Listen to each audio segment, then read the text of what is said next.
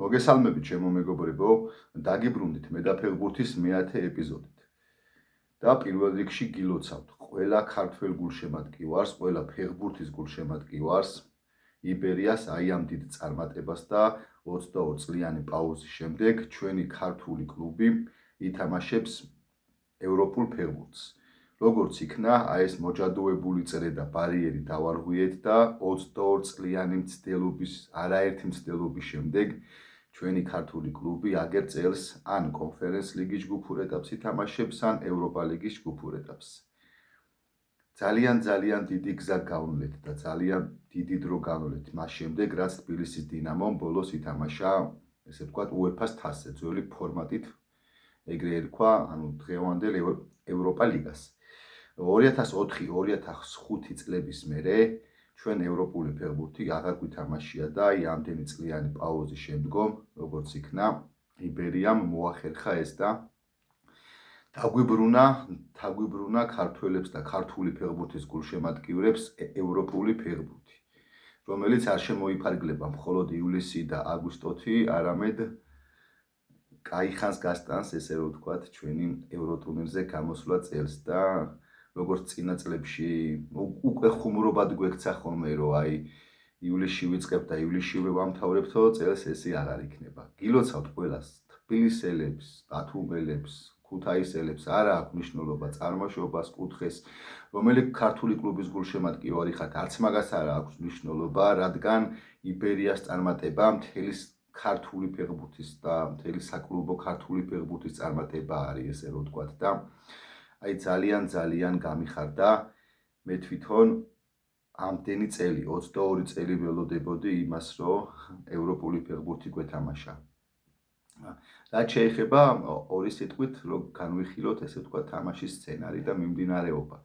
თამაში გამოდგა ძალიან დაძაბული და ძალიან სტრესული, ესე რომ ვთქვათ, მიუხედავად იმისა, რომ მთელი 90 წუთის განმავლობაში და შემდგომ 120 წუთის განმავლობაში, ძირითადად ბურთს ჩვენ ვაკონტროლებდით, საშუალო პროცენტი ბურთი გვეჭირა 65-25-ზე, მაგრამ მაინც აი დაძაბულობა და ის რაღაცა სტრესი იგრძნობოდა გამომდინარე იქიდან, რომ კაიხანი ანგარიშ ვერ ვხსნიდით.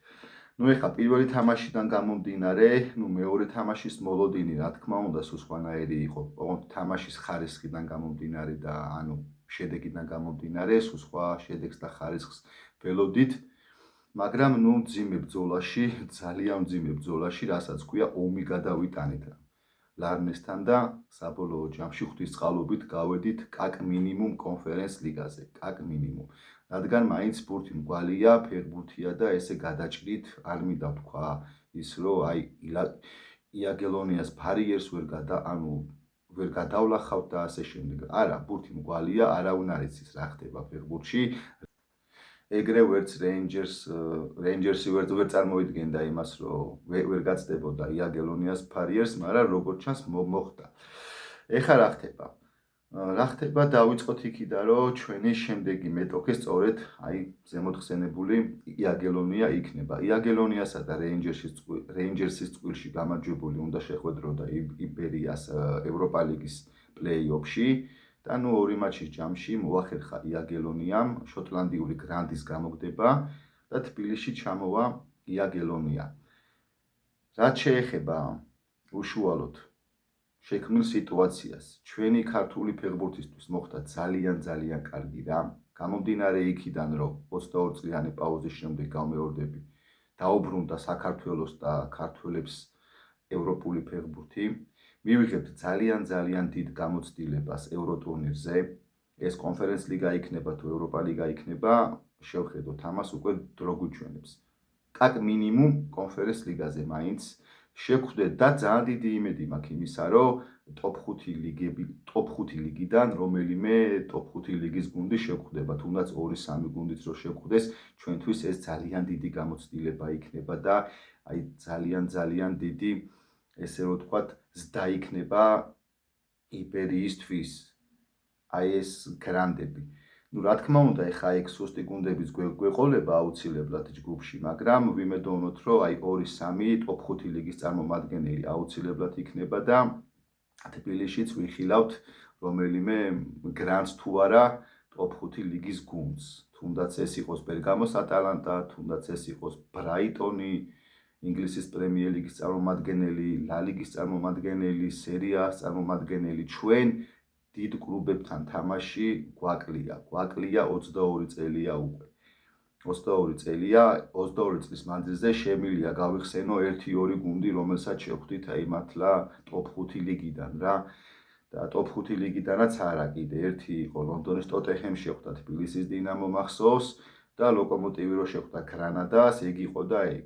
სხვა ეხა ისეთი ვერ ვიხსენებ ტოპ 5 ლიგიდან რო ვინმესთან გვეთამაშა ნამდვილად, ანუ როტერდამის ფეიენორდსაც შევხვდით, მაგრამ ფეიენორდი ტოპ 5 ლიგაში არ გადის. მაგრამ რა მნიშვნელობა აქვს ამ ყველაფერს? ეხლა დავტკბეთ ჩვენი იბერიის აი ამ წარმატებით და ამ გამარჯვებით.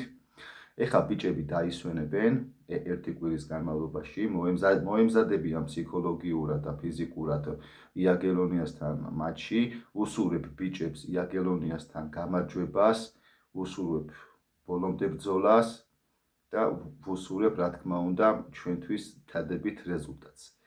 და თუ მოხდა ისე რომ ვერ გავწდით იაგელონიას და ასე შემდგომ, ფარხმალი არ დავყაროთ ხალხნო, ანუ სექტემბრიდან უკვე შემოდგომიდან ძალიან დიდი ფეხბურთი გველის წინ კონფერენც ლიგის სახით. კიდევ ერთხელ მოგილოცავთ ყველა ქართული ფეხბურთის გულშემატკივარს, იბერიის აი ამ დიდ წარმატებას და მართლა რამდენ წლიანი მოლოდინის მერე, ანუ იბერიამ შეძლო ქართველი გულშემატკივრები გაეხარებინა.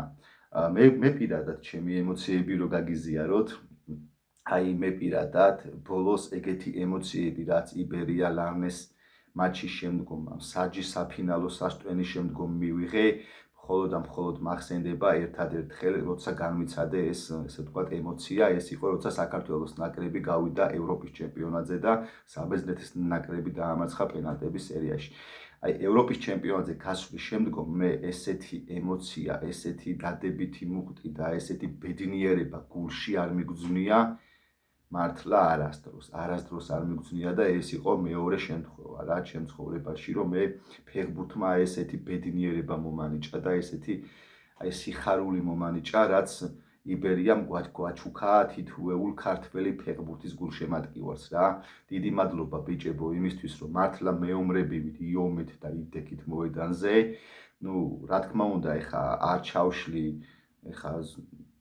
დეტალებში, ანუ თამაშის მიმდინარეობას რა როგორ იყო და ასე შემდგომ, ანუ არ შევაფასებ მხოლოდ ანუ თამაშის სცენარს, იმიტომ რომ მაინც საბოლოო ჯამში შედეგი იყო აქ თავარი და ლარნეს ბარიერის დაძლევა იყო, რაც ბიჭებმა გააკეთეს და მადლობა ბიჭებო ამისთვის.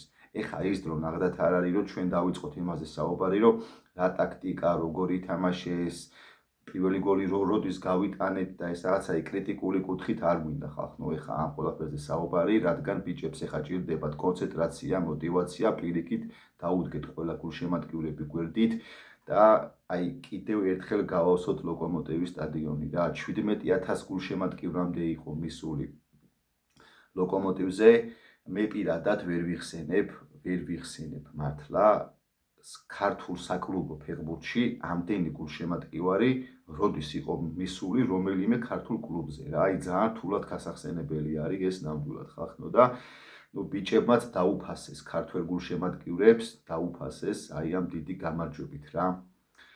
და მოგიწოდებთ ყველას იაგელონიასთან თბილისურ თამაშიც კიდევ ერთხელ გავიმეოროთ იგივე ხალხო და ლოკომოტივის სტადიონი შევავსოთ. 20,000 გულშემატკივრამდეც რომ მივიდეთ, ძალიან დიდი სტიმული და მუხტი იქნება ბიჭებისთვის ეს, რადგან ჩვენ ვარ სწორედ ის მე-12 მოთამაშეები, რომლებიც ესე ვთქვათ მოედანზე ჩვენ ქართულ კლუბს ეხმარებიან რა. და კიდევ ერთის თქმა მინდა და არ შემილია ამას ხაზი არ გაუსვა.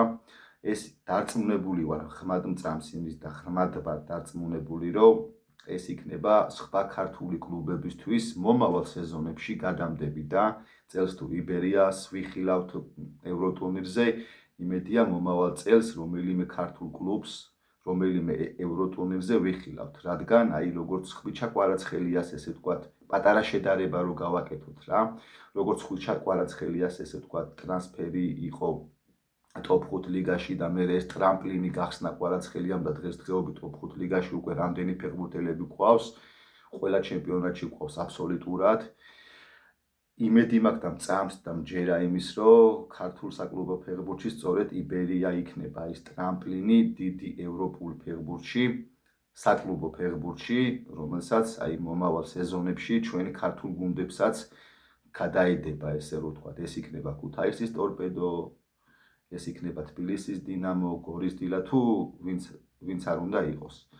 იმედი მაქვს, რომ აი ერთი შესვლა რახაც შევედით ამდენი წლიანი პაუზის შემდგომ დიდ საფეხბურთო ეშელონში, იმედი მაქვს, რომ ყოველ წელიწადს ტრადიციად გვექცევა აწი და თითო კლუბს მაინც ვიხილავთ ევროტურნირზე. თუ მით უკეთესი, თუ არა და ამ ეტაპისთვის თითო კლუბითაც დავკმაყოფილდებით. ეხლა რაც შეეხება კიდე შემდეგ თემას რა. იბერიისთვის კიდე მოხდა ძალიან კარგი რაღაცა, იმიტომ რომ ძალიან კარგი და სოლიდური თანხა ჩაერიცხება, ესე რომ ვთქვათ, ჩვენ ქართულ კლუბს ევროტურნირზე გასვლით, რომელ თანხასაც მე ღრმად ვარ დარწმუნებული, რომ შიდა სტრუქტურაში ისე გადაანაწილებენ, რომ უფრო კვალიფიცირებულ და უფრო მაღალი დონის ლეგიონერებს ჩამოიყვანენ საქართველოში სათამაშოდ და 1-2-რად გაძლიერდება იბერია, თუნდაც აი შორს რო გავიხედოთ და მომავალ ევროტურნირზე 1-2-რად უფრო ძლიერი გუნდი იქნება, ისედაც და ასედაც, რადგან ევროტურნირების, ესე ვთქვათ, ამ თამაშების მერე 1-2-რად გაიზრდება ჩვენი დონეც და წელს რა გუნდიც ვართ, ამაზეც გაცილებით ძლიერი იქნება მომავალ სეზონში იბერია, გაცილებით უფრო კონკურენტუნარიანი იქნება და ისეთი კალიბრის გუნდებს, როგორიც არის ლარნე, როგორიც არის ფლორა, იმედი მაქვს, რომ აი შემდგომ აი ამ დიდი